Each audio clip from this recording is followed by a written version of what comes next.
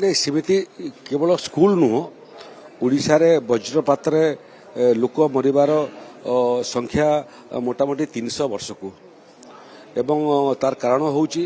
जे जंगल कटा हवा जंगल सफा हवा तार आउ गोटे कारण पाम ट्री सेटा होउची गुड कंडक्टर जहाँ को आम प्लांटेशन करने एवं जंगल विभाग माध्यम रे आम चेष्टा करचु जे आगामी दिन में 20 लाख अधिक पाम ट्री लगेबू पाम ट्रीटा बहुत लंबा गछ एवं गुड कंडक्टर से एब्जर्व करी जाए तार बाहर मध्य आर्थिन जो स्कूल रे नहीं से स्कूल रे आर्थिन करने एवं शिशु मान सुरक्षा देवाई निरापद रखापी से निर्देश दिखाई सारा भारत वर्ष में ओडिशा रे लाइटिंग रे मृत्यु संख्या बेसी नहीं सेटा जदि अतीत किसी आरंभ होता लाइटिंग को रोकने लाइटिंग जनित मृत्यु को रोकने ताले होता आज आम भल स्थिति था एवं किंतु सरकार निष्पत्ति नहीं लाइटिंग जनित मृत्यु को रोकने एवं स्कूल मान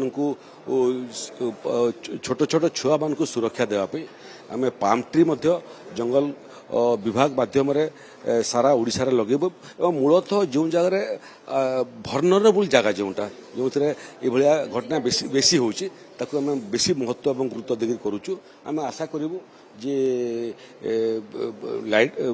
वज्रपात जनित मृत्यु को कमेवाई आमर जो योजना सफल हम एवं ओडिशावासी एवं मूलतः स्कूल छात्र मैंने सुरक्षित रहे